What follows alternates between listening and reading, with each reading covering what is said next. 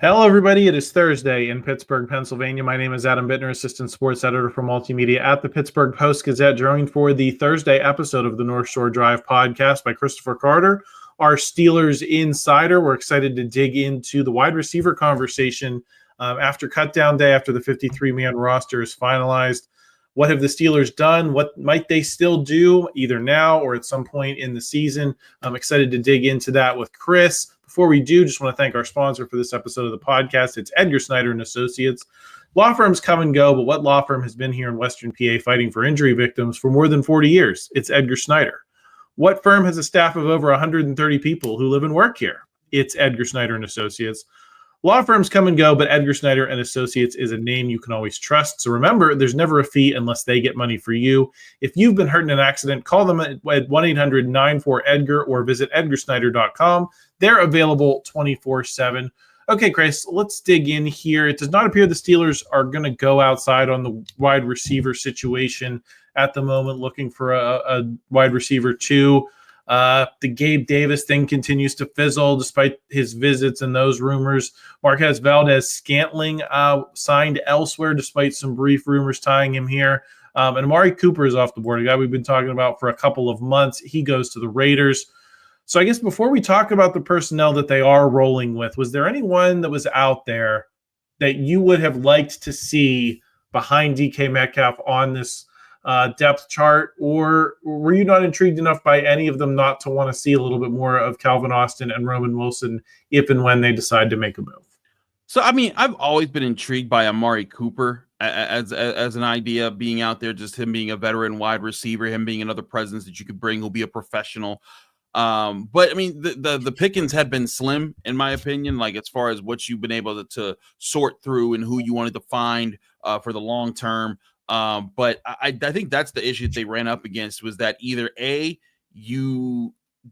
guy that you're bringing in is kind of just more competition for Roman Wilson and Calvin Austin, or B, the guy's way too expensive and there was just no way you were bringing him there unless you were giving up considerable draft compensation. We know they're not doing that for this upcoming season because they're keeping those draft picks for the quarterback race. So I think they were just in a position where they were going to wait it out, see, okay, did a guy fall to them? Did someone just become available? Was there an ideal trade to be made? Okay, no.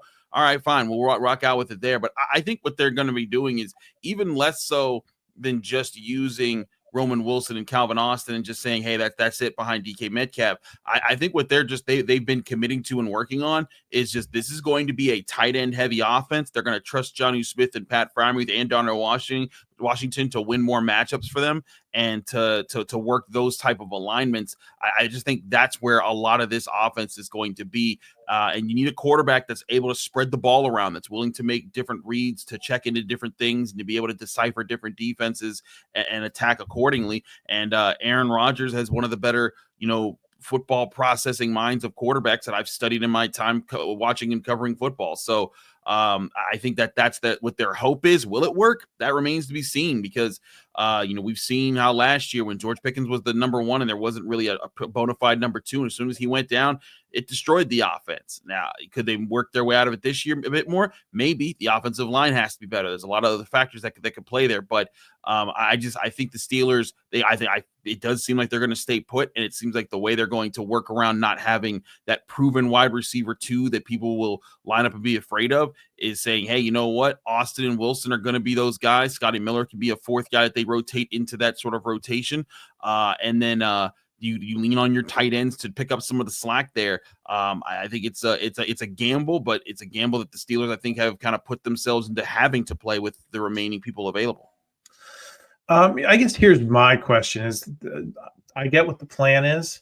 How quickly is it going to come together, especially considering a lot of these guys we're talking about, Chris, we've not seen a whole lot of both in training camp in the preseason. Jonnu Smith missed some time, has not been in many preseason games. Calvin Austin has missed some time. Really, the only guy you've kind of gotten extended looks at in the preseason who's going to be a part of this is Roman Wilson. I think people feel good about him. That seems reasonable. But it does seem like it's going to be a work in progress, just because they're not really going to get reps together in a situation that matters until the lights go on here. I do think that's another part of the gamble here, is that they did not do one rep in the preseason with the full first team offense.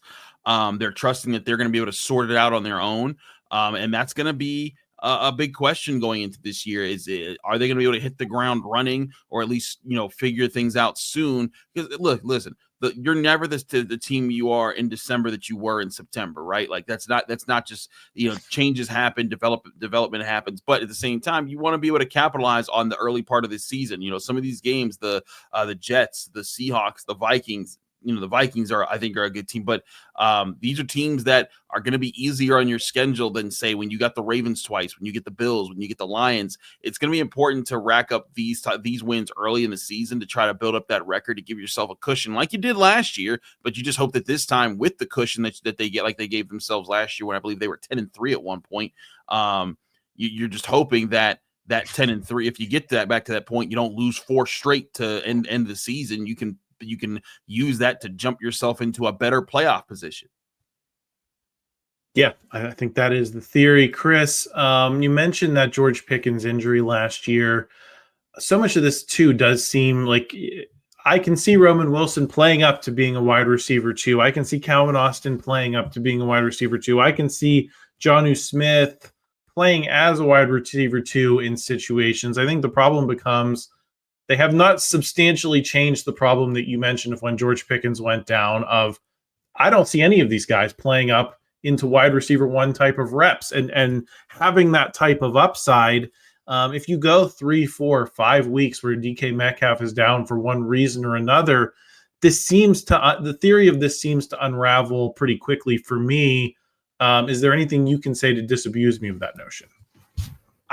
Listen, man, I feel you. Like, I look at this team right now, and there's so much uncertainty with what it is. Now, I think they have a confidence in themselves, which you should have. You should have confidence in the work that you put together.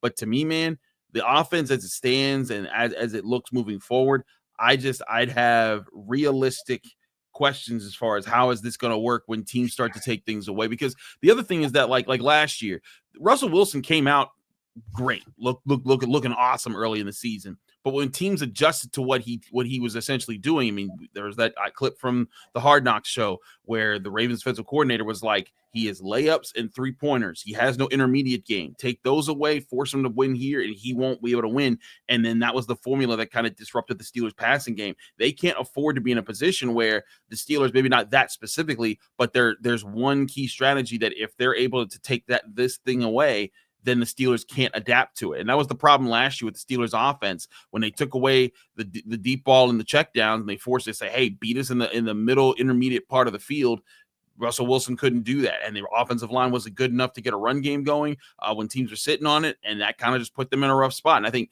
that's where they have to be better this year. They have to do that. And I to be honest, I'm not going to sit here and pretend like, oh yeah, it's just going to happen. Aaron Rodgers, I think that there's a confidence between him and the team that he'll be able to turn it on when the season gets going. And, and certainly we've seen practices where he has turned it on, but it's not a guarantee. I'm one of those people that thinks that every game counts, every game matters, every game there's someone trying to show you something.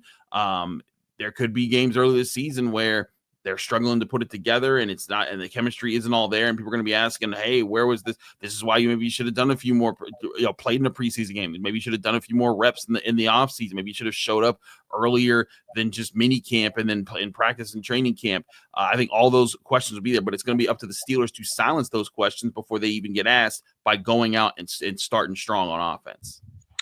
Chris, to what degree do you expect them to play a little bit of wait and see like they did last year after they missed out on Brandon Ayuk? They didn't make the move before the season. They end up bringing in Mike Williams right around the trade deadline. Mixed results there, has the huge catch in Washington, doesn't do a whole lot else otherwise.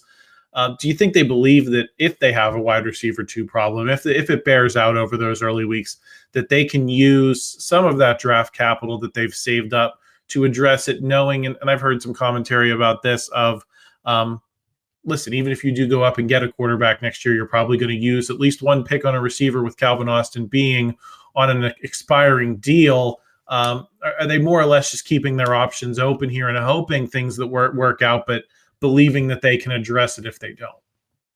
I think Omar Khan is definitely keeping his options open. I think that's the biggest thing that he does really well is that, look, he makes moves, but he doesn't pin himself into a hole where there's nothing else that he can do, right? And so I think he's done a good job at that.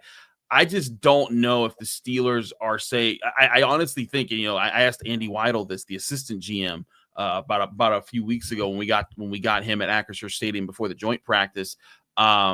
And I asked him, in all the moves, you guys didn't touch a single draft pick from this this upcoming season, despite adding Jalen Ramsey, Jonnu Smith, DK Metcalf, all these other guys. The pick that you traded away to get DK Metcalf was for last year's draft, but not for this year's draft. Is that a sense of how excited and confident you guys are in this quarterback class? And more or less, he was kind of like, yes.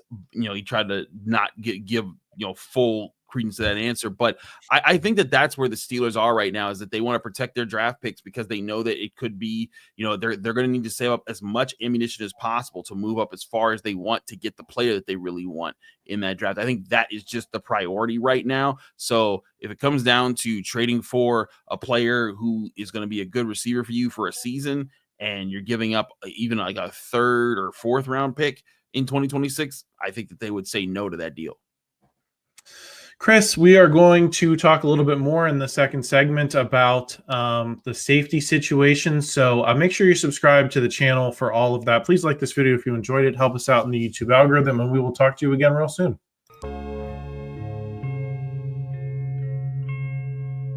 Thank you for checking out this content from Post-Gazette Sports. If you watch this video on YouTube, please like the video and subscribe to our channel.